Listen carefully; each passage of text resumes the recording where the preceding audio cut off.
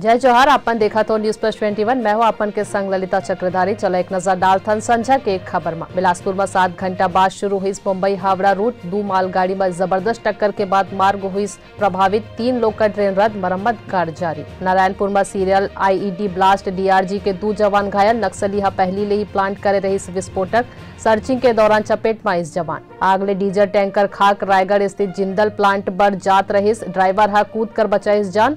6000 litre diesel होए के आशंका। रिसाली नगर निगम के बजट पेश, महापौर शशि सिन्हा 110 करोड़ रुपए के बजट पेश करिस।